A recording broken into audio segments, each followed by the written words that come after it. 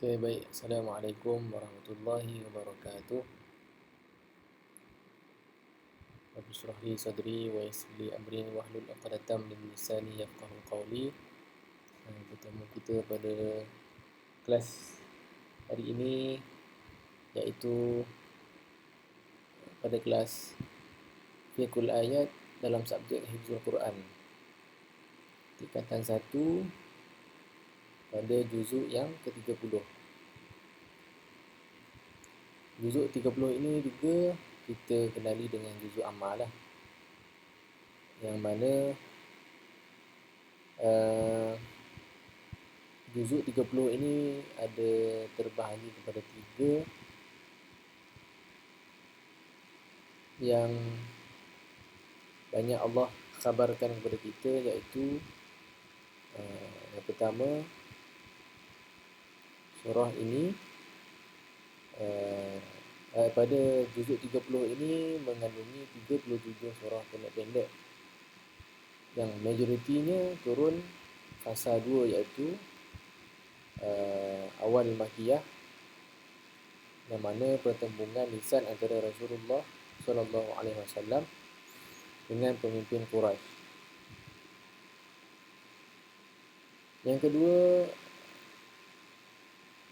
juzuk 30 ini banyak memaparkan tentang tema berkaitan kiamat, malaikat dan catatan amal, dan juga pertembungan antara mukmin dan kafir, dan juga motivasi khusus buat Rasulullah SAW, juga tentang hari perhitungan, dan juga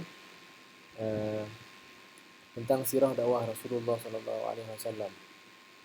Yang ketiga, juzuk 30 ini banyak merakamkan kesantunan Allah Subhanahu Wa Taala dan kesabaran Rasulullah selama 13 tahun menangani kehadapan Quraisy, dan soalan-soalan mereka banyak bertanya tentang mengenai hari akhirat.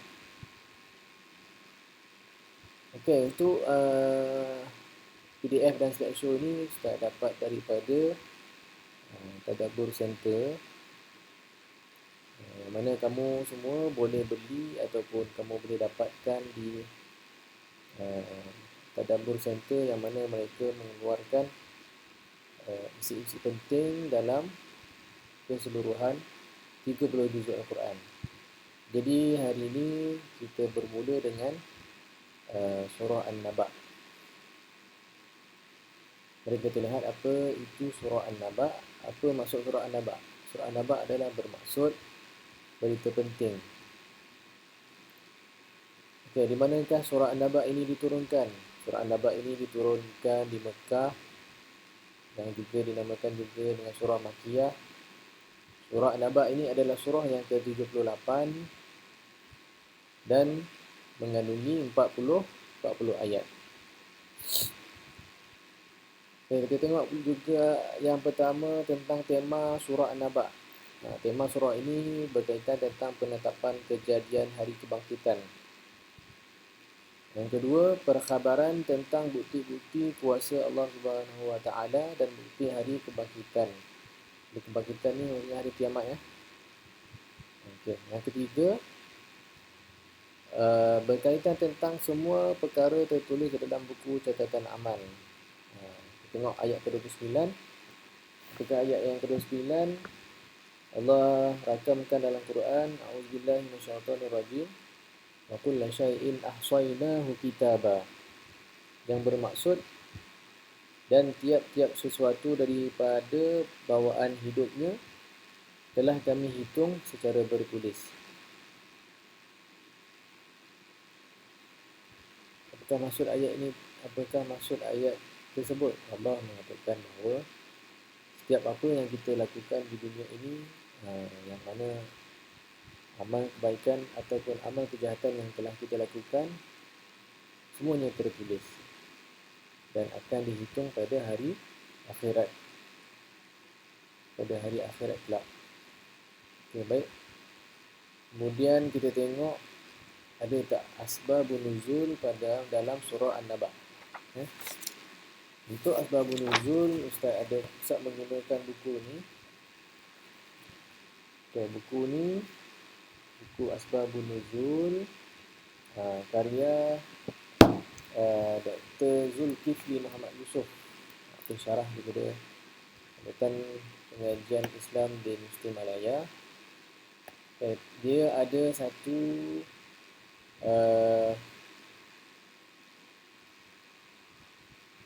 Asbabun Nuzul dalam surah ini pada ayat 1 hingga 2. Penulis mengatakan, Al-Hasan mengatakan, ketika Nabi Muhammad SAW diutus, orang Quraisy saling bertanya mengenai apa yang dibawa olehnya. Lalu Allah Subhanahu Wa Taala menurunkan ayat, A'udzubillahi minasyaitonirrajim, amma yatasaalun 'anil naba'il 'azim. Yang bermaksud berkenaan apa mereka bertanya-tanya mengenai berita yang besar, iaitu berita kebangkitan manusia hidup semula dan menerima balasannya. Ini sebab ayat 1 hingga 2 ini, sebabnya adalah orang Quraisy saling bertanya mengenai apa yang Rasulullah SAW bawa kepada mereka. Okey, kita tengok surah yang ke-79, iaitu surah An-Nazi'at. Apakah maksud surah An-Nazi'at? Surah An-Nazi'at bermaksud para malaikat yang mencabut. Okey. Surah An-Nazi'at adalah surah yang ke-79. Diturunkan di Mekah. Juga dinamakan surah Makkiyah.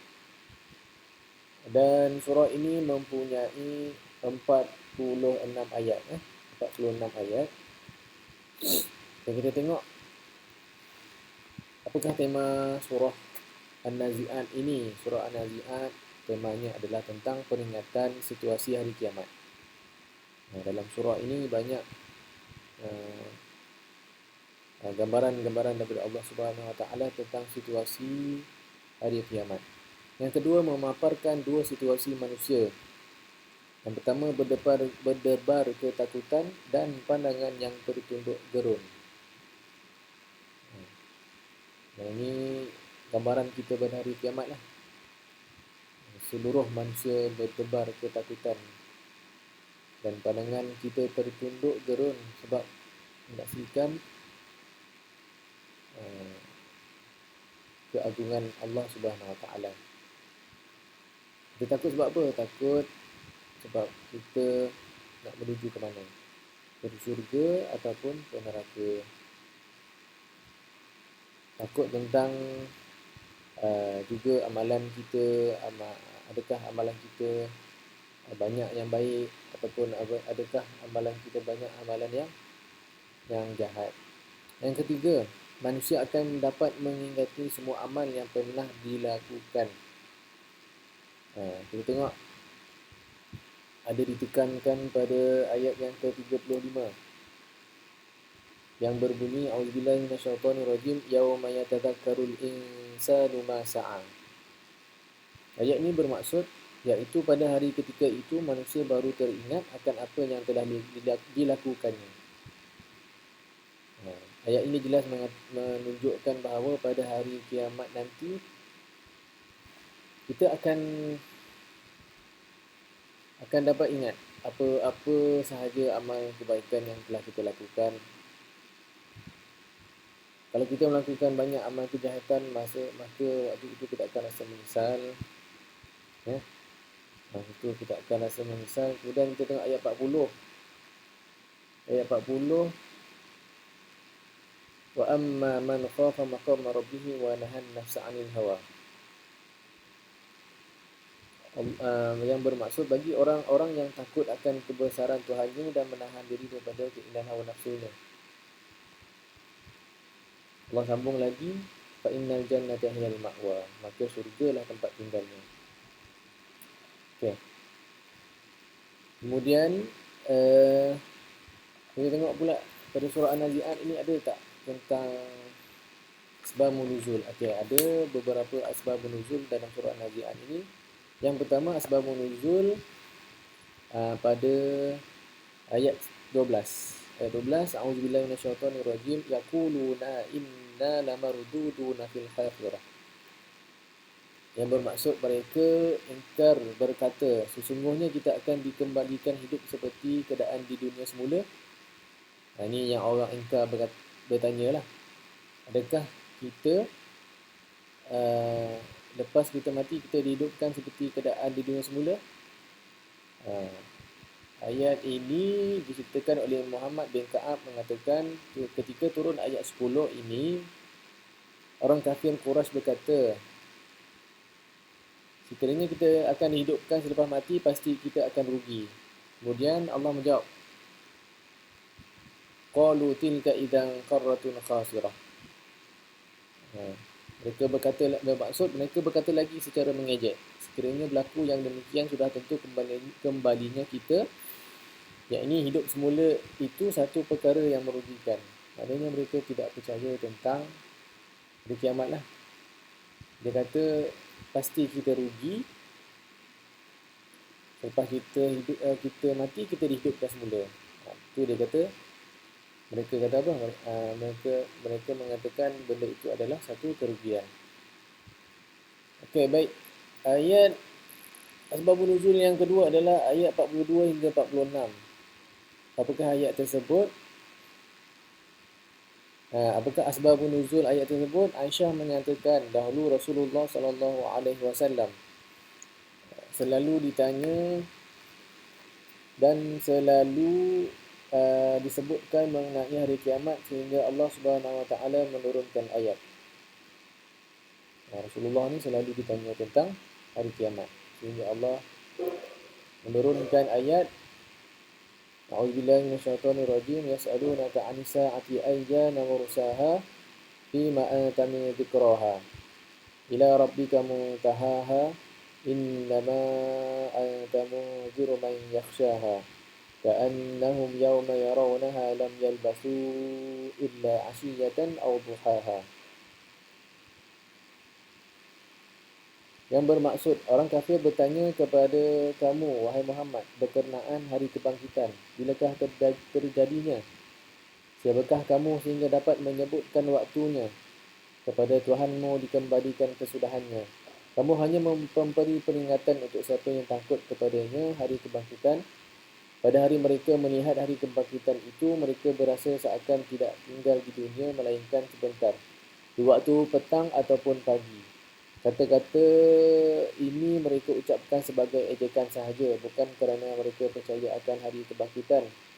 Ini kerana hebatnya suasana hari kebangkitan itu, mereka berasa hidup di dunia adalah sebentar sahaja. Pada ayat 42 hingga 46.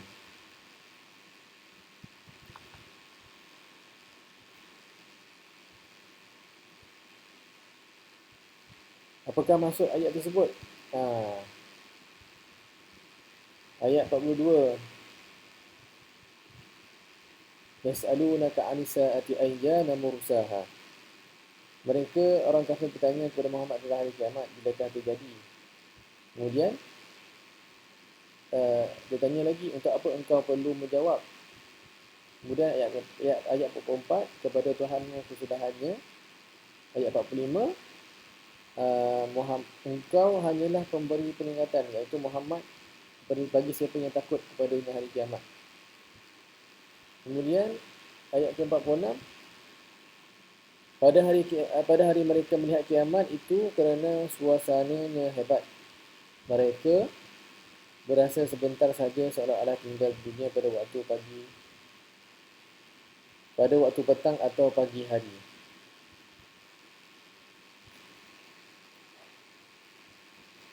Okey. Ini banyak ditanya oleh orang kafir Quraisy. Maknanya mereka tidak percaya tentang hari kiamat. Lalu mereka bertanya lagi. Ibnu Abbas mengatakan, orang kafir Quraisy Mekah bertanya Rasulullah SAW dengan cara mengejek. Dia tanya mengejek, maksudnya mengejek dengan soalan yang seakan-akan tidak percaya. So, jadi dia bertanya, bilakah datangnya hari kiamat? Lalu turun ayat yang tadi, ayat 42 hingga 46.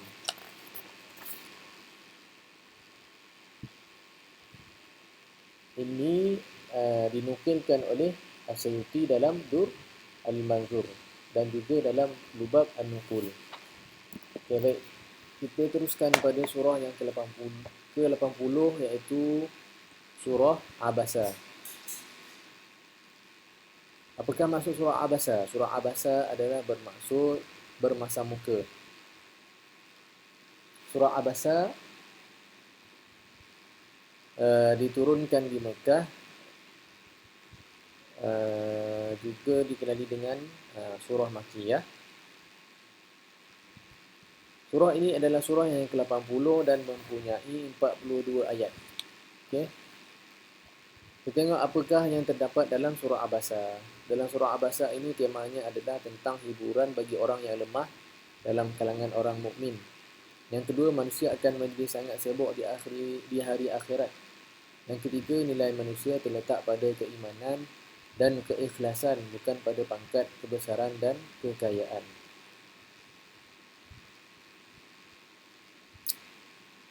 Okey, kita tengok asbabun nuzul pada surah Abasa. Ada tiga. Ada tiga asbabun nuzul pada surah Abasa. Yang pertama, ayat 1 hingga 2. Daripada ayat 1 hingga 2, asbabun nuzul ni bermaksud sebab diturunkan ayat. Kamu kena ingat apakah maksud asbabun nuzul. Asbabun nuzul ni bermaksud sebab turunnya ayat tersebut. Okay. Ayat 1 hingga 2. Aisyah menyatakan ayat Abasa wa Tawalla ini turun berkenaan dengan Ibnu Ummi Maktum yang buta. Dia mendatangi Rasulullah SAW lalu berkata, "Wahai Rasulullah, beri bimbingan kepadaku." Saat itu terdapat seorang pemuda musyrikin berada di sisi Rasulullah. Lalu beliau berpaling daripada Ibnu Ummi Maktum dan menghadap pemuda itu.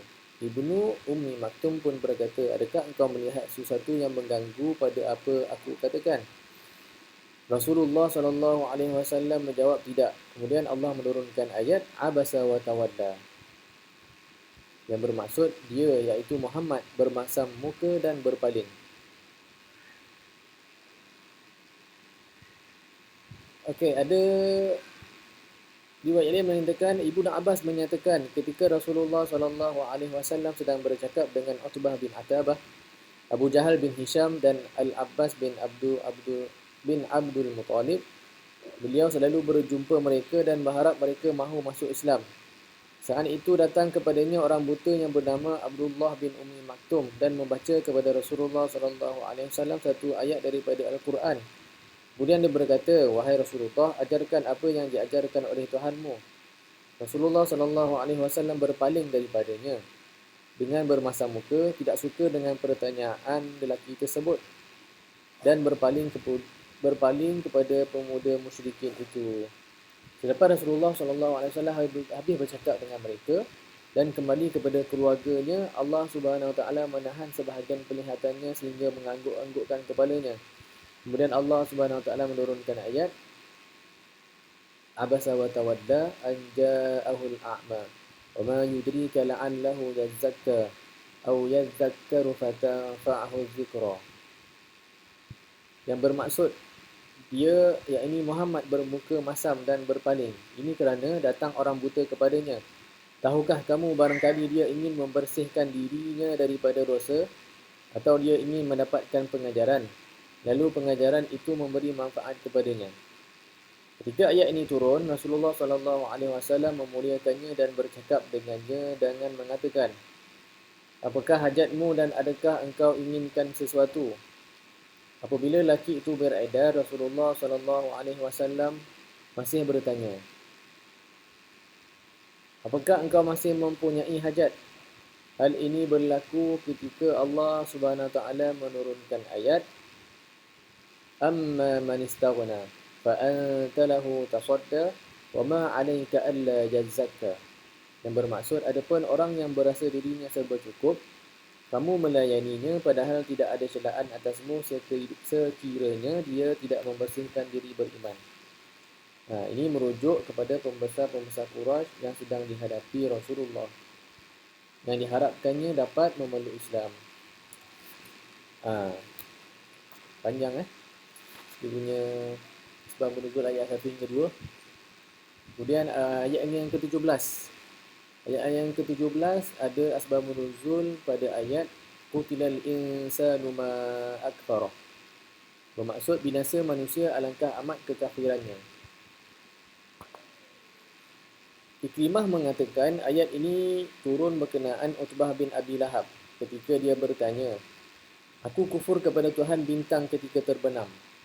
Lalu Rasulullah SAW mendoakan keburukan kepadanya. Kemudian dia diterkam oleh singa dalam perjalanan ke Syam. Ayat dia apa? Qutilal insanu ma akfarah. Binasa manusia alangkah amat kekafirannya. Ayat yang ke-37, asbabun nuzulnya, Anas bin Malik mengatakan, aku mendengar Aisyah bertanya kepada Rasulullah SAW, adakah kita dihimpunkan dalam keadaan bertelanjang? Jawab Rasulullah SAW, ya. Dia berkata, sudah tentu sebahagian orang melihat kemaluan di bahagiannya yang lainnya. Lalu Allah SWT menurunkan ayat. Likullim ri'im minhum yawma idzin sya'nun yughni. Yang bermaksud setiap orang daripada mereka pada hari itu mempunyai urusan yang cukup menyibukkan. Ayat ni bermaksud apa? Aisyah tanya kepada Rasulullah, pada hari kiamat nanti kita semua akan ditelanjangkan dan adakah kita tidak akan malu? Sebab apa? Sebab kita akan melihat kemaluan sesama sendiri. Tapi Rasulullah cakap apa? Sudah tentu orang akan melihat, tetapi kita tidak akan sempat berfikir tentang kemaluan ataupun apa sahaja, walaupun isteri, anak, malah suami ataupun harta benda kita pun kita tidak akan sempat fikir. Sebab apa? Sebab Allah kata, likulli imri'in minhum yawma idzin sya'nun yughni. Dia sangat sibuk pada hari tersebut. Sampaikan kita tidak boleh berfikir apa sahaja. Kita hanya fikirkan amalan kita sahaja untuk dihisap pada hari akhirat. Okey ya. Kemudian kita tengok pada surah yang ke-81. Surah 81 bermaksud surah At-Takwir. Surah At-Takwir bermaksud penggulungan matahari. Okey, apakah tema pada surah surah At-Takwir? Surah At-Takwir diturunkan di Mekah. Maksud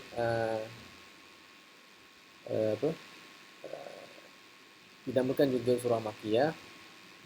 Surah ini surah yang ke-81 dan mempunyai sebanyak 29 ayat. Okey, tema surah At-Takwir adalah berkisarkan tentang aman di akhirat dengan mengikut jalan Ar-Rahman. Kemudian yang kedua mengandungi 12 sumpah Allah Subhanahu Wa Taala. Yang ketiga, salah satu surah yang menyebabkan rambut Nabi SAW beruban kerana beratnya isi kandungan surah. Ini info. Salah satu surah yang menyebabkan rambut Nabi SAW beruban kerana beratnya isi kandungan surah. Okey, kita tengok sebab menuzul surah At-Takwir. Ada satu, iaitu pada ayat 8 hingga 29. A'udzubillahi minasyaitonirrajim. Liman syaa'a minkum an yastaqim. Yang bermaksud iaitu untuk siapa antara kamu yang mahu menempuh jalan yang lurus. Salman bin Musa mengatakan ketika ayat ini turun, Abu Jahal berkata, sekiranya kami mahukan, kami akan berjalan pada jalan yang lurus. Dan sekiranya kami mahu, kami tidak akan berjalan pada jalan yang lurus. Lalu Allah menurunkan ayat, وَمَا تَشَاءُونَ إِلَّا أَن يَشَاءَ اللَّهُ رَبُّ الْعَالَمِينَ. Dan kamu tidak dapat mengkehendaki menempuh jalan itu kecuali apabila dikehendaki Allah Subhanahu Wa Taala. Allah jawab, itu adalah kekuasaan Allah. Tidak siapa yang boleh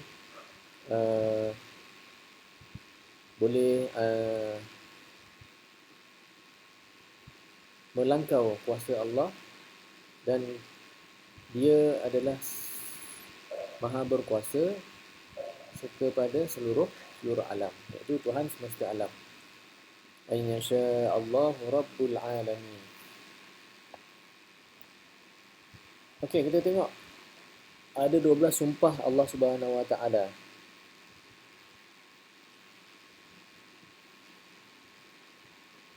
Yang pertama, wa idzan nujumu kadarat, dan apabila bintang-bintang berjatuhan. Wa idzal jibalu suyirat,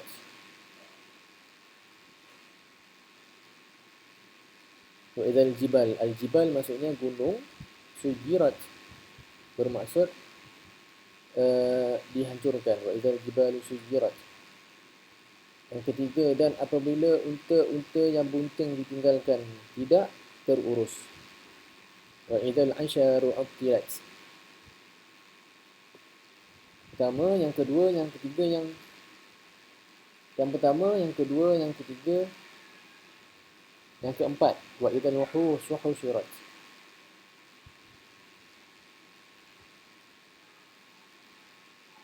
Bermaksud, dan apabila binatang-binatang liar yang dikumpulkan. Yang keenam, wa idzal jibalu sujirat, dan wa idzal biharu sujirat. Yang keenam, dan apabila lautan dipanaskan. Lautan, Maha suci Allah, laut pun Allah panaskan. Wa idzan nufusu zuwijat, dan apabila roh-roh dipertemukan dengan tubuh. Wa idzal mau'udatu su'ilat, dan apabila bayi perempuan ditanam hidup-hidup ditanya. Bayi itu bertanya, apakah dosa mereka itu dibunuh. Kemudian wa idzas suhufu nusyirat, dan apabila catatan amal dibukakan dengan selebar-lebarnya. Ini catatan amal kita akan dibuka pada hari akhirat.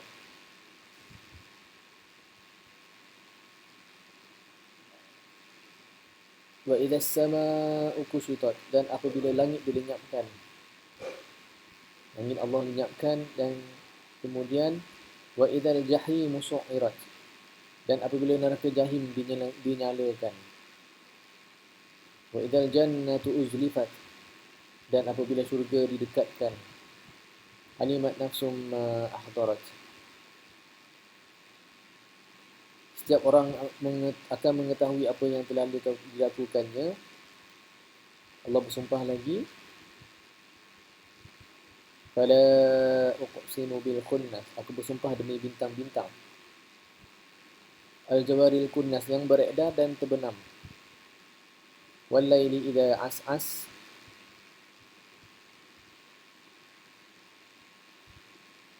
dan demi malam apabila telah mulai terang. Was-subha idza tanaffas, dan demi subuh apabila fajar telah menyingsing. Okey. Dalam surah ini, surah At-Takwir ini ada 12 sumpah. Menggambarkan betapa dahsyatnya hari akhirat pada umat manusia. Okey. Saya rasa sampai di sini sahaja untuk kelas fikul ayat kita pada hari ini.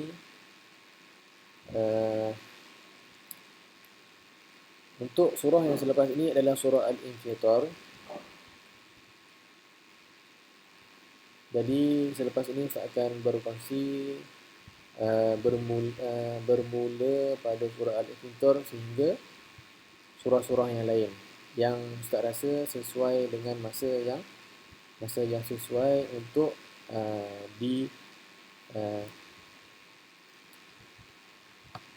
diceritakan atau dikongsi dengan kamu semua. Ustaz berharap kamu semua dapat uh, memahami dan mengambil iktibar dengan kalamullah, maksud-maksud kalamullah ataupun makna-makna yang daripada Ustaz terangkan tadi. Jadi dengan penerangan tersebut dapatlah membantu kamu untuk memahami apakah isi-isi penting surah-surah tersebut, apakah pengajaran-pengajaran yang dapat daripada surah tersebut, dan juga mendapat kefahaman yang jelas tentang surah-surah tersebut. Jadi saya akhiri kelas kita dengan lafaz yang mulia. Assalamualaikum warahmatullahi wabarakatuh.